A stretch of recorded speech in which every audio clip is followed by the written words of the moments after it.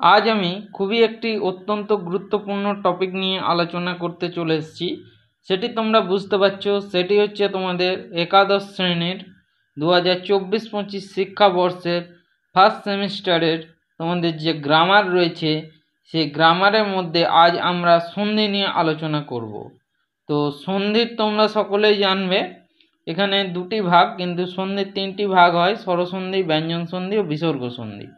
তো তোমাদের সিলেবাসের মধ্যে স্বরসন্ধি আছে আর ব্যঞ্জন সন্ধি আছে। তো আজ আমরা সেই স্বরসন্ধি নিয়ে আলোচনা করব। তো স্বরসন্ধিও আবার তিন রকমের হয়: স্ববর্ণ, দীর্ঘ, গুণ ও বৃদ্ধি। তো মূল ভিডিওতে যাওয়ার আগে তোমাদের সকলের উদ্দেশ্যে আমার একটি রিকোয়েস্ট, ভিডিওগুলো দেখার পাশাপাশি তোমরা একটি শেয়ার করতে ভুলো না। তোমরা যদি শেয়ার করো তাহলে কি হয়, তোমাদের যেমন হেল্প হচ্ছে এবং এই ভিডিওটি আরও সবারই কাছে পৌঁছে যাবে এবং তাতে সবার কিন্তু একটু হেল্প হবে।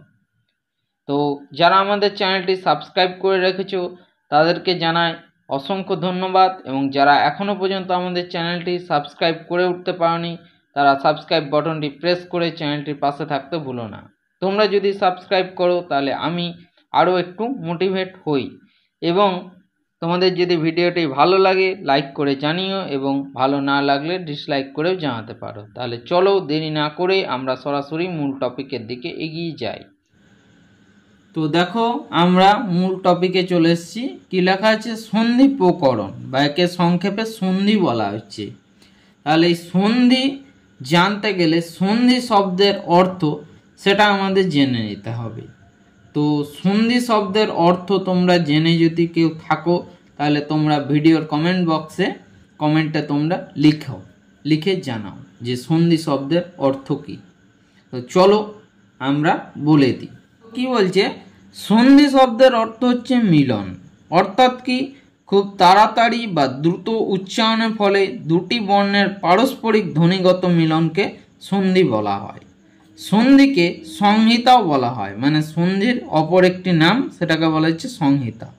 পাণিনি সন্ধির যে নিয়ম বলেছেন সেটি হলো পরাহা সন্নকর্ষাহা সংহিতাহা, অর্থাৎ দুটি বর্ণের অত্যন্ত কাছাকাছি আসাকে বা দুটি বর্ণের পাশাপাশি মিলনকে সংহিতা বলা হয়। যেমন দেখো, একটি উদাহরণ দিয়ে বোঝানো হয়েছে তোমাদের এখানে। বিদ্যা আর আলয়ঃ দুটি শব্দ খুব তাড়াতাড়ি উচ্চারণ করলে হবে বিদ্যালয়ঃ, অর্থাৎ দুটো আ মিলে একটা আতে পরিণত হলো। এইভাবে ধ্বনির সন্নিকৃষ্ট হওয়াকেই সন্ধি বলা হয়। অর্থাৎ দেখো, দুটো আ মিলে একটা আতে পরিণত হলো। যেমন কি দেখো, বিদ্যা বয়সী দয় যে হলো আকার, এইখানে একটা আ আছে, আর আলোয়ের দেখো একটা আ আছে, দুটো আ মিলে হলো আকার। ঠিক আছে, বিদ্যাযুক্ত আলয়ঃ বিদ্যালয়ঃ। এইভাবে ধ্বনির সন্নিকৃষ্ট মানে কাছাকাছি আসাকে বলে সন্ধি। সন্ধির ফলে বর্ণগুলির মধ্যে নানা প্রকার পরিবর্তন ঘটে। কখনো আগের বর্ণ পরিবর্তন হয়, যেমন সৎ প্লাস গতি, সৎগতি, এই খন্দত্বটা দেখো দয়া হসন্ত হয়ে গেল। কখনো পরের বর্ণের পরিবর্তন হয়, যেমন কৃষ যুক্ত ত, কৃষ্ট। এখানে দেখো ত যেটা ত বিসর্গ আছে সেটা ট বিসর্গ হয়ে গেছে। কখনো দুটি বর্ণেরই পরিবর্তন হয়, যেমন তৎ যুক্ত হিতম তদ্ধিতম। এখানে দেখো খন্দত্বটা উঠে হয়েছে দ, আর হটা উঠে হয়েছে ধ, দয়ে ধয়ে হস্যি, তাহলে তদ্ধিতম। কখনো আগের বর্ণটি কেবল লোপ হয়, যেমন নরহ প্লাস আগচ্ছতি থেকে হচ্ছে নর আগচ্ছতি। কখনো আগের বর্ণটি লোপ হয়, যেমন এখানে বিসর্গটা লোপ হয়ে গেছে, মানে যেমন ছিল তেমনি হয়েছে। আবার কখনো অতিরিক্ত বর্ণের আগমন ঘটে, যেমন বৃক্ষযুক্ত ছায়া, বৃক্ষ ছায়া। এখানে দেখো অতিরিক্ত বর্ণটা ছায়া আছে, তার সঙ্গে চটা যুক্ত হলো, চয় ছয় আকার। মনে রাখতে হবে যে সন্ধিতে বর্ণের মিলনের ফলে উচ্চারণগত সৌকর্য আসে।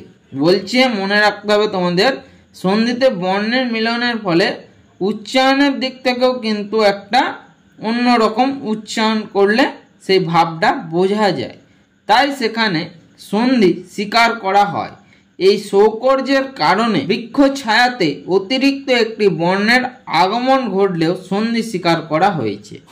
এবারে সন্ধির প্রকারভেদ, সন্ধি কয় প্রকারে হয় সেটা আমরা জেনে নেব।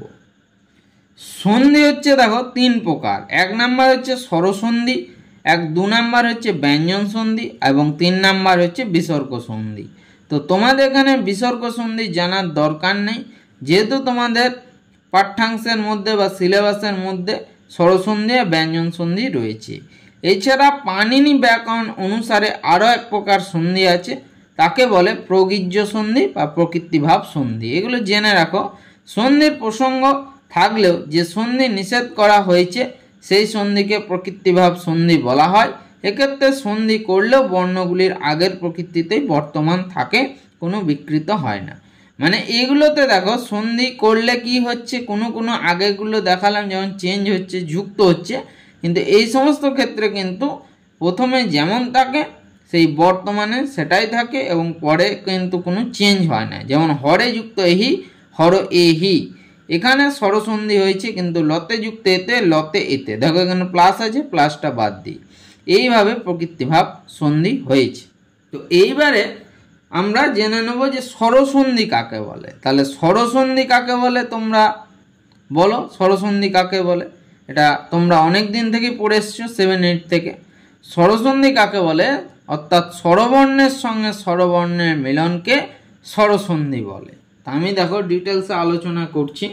তো দেখো স্বরসন্ধি কাকে বলছে? স্বরবর্ণের সঙ্গে স্বরবর্ণের মিলনকে স্বরসন্ধি বলা হয়। বিভিন্ন ক্ষেত্রে তার উদাহরণগুলি নিচে দেওয়া হলো। তার কিছু উদাহরণ আছে, সেগুলো নিচে দেওয়া হলো। তাহলে কি বলছে? স্বরবর্ণের সঙ্গে স্বরবর্ণের মিলনকে স্বরসন্ধি বলে। বিভিন্ন ক্ষেত্রে তার উদাহরণগুলি নিচে দেওয়া হলো। তো এবারে দেখো স্বরসন্ধির মধ্যে একটা ভাগ রয়েছে দীর্ঘ সন্ধি, যেটা আছে তার এখানে সূত্রটা দেওয়া আছে, অ বা আ প্লাস অ বা আ, মানে অ আর আ দুটো মিলিয়ে আ হচ্ছে। উদাহরণ দিয়ে বলে দিচ্ছি আমি তোমাদের। দেখো 2-4টে উদাহরণ বললেই তোমরা বুঝতে পারবে। দেখো স্বরবর্ণের সঙ্গে স্বরবর্ণ কেন হচ্ছে? দক্ষিণ যুক্ত আরণ্যে, দক্ষিণ আরণ্যে। দেখো দক্ষিণ যেটা আছে মধ্যে ন অ, এটা যদি তোমরা বর্ণ বিশ্লেষণ করেছ তাহলে ভালো বুঝতে পারবে সন্ধিগুলো। তাহলে মধ্যে ন প্লাস অ, তাহলে এটা অ আসছে উচ্চারণটা, দক্ষিণ যুক্ত অরণ্যে, নয় যে ফলা এ। তাহলে দেখো এখানে দুটোই স্বরবর্ণ আছে, সেই জন্যে হচ্ছে এটা স্বরসন্ধি। তো স্বরসন্ধির দীর্ঘ সন্ধি হচ্ছে এখানে দক্ষিণারণ্যে, অ আর অ মিলে এখানে আ হচ্ছে। তারপরে দেখো রাম যুক্ত অয়নম, রামায়ণম, এইভাবে অনেক আছে। কৃতযুক্ত অর্থ, কৃতার্থ, স্বযুক্ত অধীন, স্বাধীনঃ, চরণযুক্ত অমৃতম, চরণামৃতম, ঠিক আছে। শিক্ষাযুক্ত অর্থী, শিক্ষার্থী, তথাযুক্ত অস্তু, তথাস্তু, ঠিক আছে। এরকম অনেক উদাহরণ আছে, এগুলোকে বলছে স্বরসন্ধি। স্বরসন্ধির মধ্যে এগুলো হচ্ছে দীর্ঘ সন্ধি। তারপর নেক্সট আমরা দেখো গুণ সন্ধি জেনে নেব, যে গুণ সন্ধিটা। দেখো গুণ সন্ধির মধ্যে দেখো ফর্মুলাটা কি হচ্ছে? অ বা আ প্লাস হস্যই বা দীর্ঘই মিলে একার হচ্ছে। যেমন দেবযুক্ত ইন্দ্রহ, দেবেন্দ্রহ, মানে এখানে বয়ের আছে অ, ব অ, আর ইন্দ্র ধর হস্যইটা, এই যে অ আর হস্যে হচ্ছে একার, মানে অ আর হস্যই থাকলে হবে একার, আ আর দীর্ঘই থাকলে হবে একার। মানে তোমার এইদিকে দেখো ব আছে, ঠিক আছে। তো তাহলে বয়ের সঙ্গে অ, অ আর এইদিকে হস্যই দুটো মিলিয়ে হচ্ছে একার, দেবেন্দ্র। শ্রবণযুক্ত ইন্দ্রিয়, শ্রবণেন্দ্রিয়, দেখো শ্রবণ এখানে মধ্যাহ্ন অ আর এখানে হস্যই মিলিয়ে হচ্ছে একার।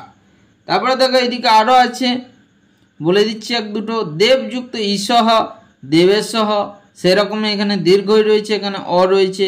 ভবযুক্ত ঈশহ, ভবেশহ, এখানেও দেখো দীর্ঘই রয়েছে, এখানে অ রয়েছে। তো এইরকম আরো উদাহরণ রয়েছে। যদি উদাহরণ তোমাদের বলতে যাই তাহলে ভিডিওটি কিন্তু অনেকটি লম্বা হয়ে যাবে। তো নেক্সট দেখো আমরা বৃদ্ধি সন্ধি। বৃদ্ধি সন্ধির ফর্মুলা কি আছে? অ আর এ মিলে হচ্ছে ওই, আর আ বা ওই মিলে হচ্ছে ওই। যেমন দেখো অদ্যহ যুক্ত এবহ, অদ্য দয় ফলা অ প্লাস এ মিলে হচ্ছে অদ্বৈব ঐকার, এটা হচ্ছে অ দয় ফলা ঐব। ইয়ান যুক্ত একাহা ইয়ানাই কাহা, ইয়ান তাহলে দন্তান্ন অ, ঠিক আছে। এখানে অ আর এখানে এ দুটো মিলে হচ্ছে ঐকার। তারপরে আছে মত যুক্ত ঐকম, মতৈকম। তারপরে দেখো এদিকেও আছে গতবা প্লাস এব, গতবৈব। দৃষ্টা যুক্ত এব, দৃষ্টৈব। মহাযুক্ত ঐরাবতঃ, মহৈরাবতঃ। সদা যুক্ত এব, সদৈব, ঠিক আছে। তো এইখানে তোমাদের দেখো স্বরসন্ধির মধ্যে দীর্ঘ সন্ধি, গুণ সন্ধি, বৃদ্ধি সন্ধি নিয়ে আমরা আলোচনা করলাম। তো এর নেক্সট যে ভিডিও আসবে সেই ভিডিওতে আমরা কিন্তু ব্যঞ্জন সন্ধি নিয়ে আলোচনা করব। তো তোমাদের এখানে যে স্বরসন্ধির যে ভিডিওটি ছিল এখানে তোমাদের সমাপ্ত হলো। তো ভিডিওটি ধৈর্য ধরে দেখার জন্য তোমাদের সকলকে আমার তরফ থেকে আরও একবার অসংখ্য ধন্যবাদ জানাই।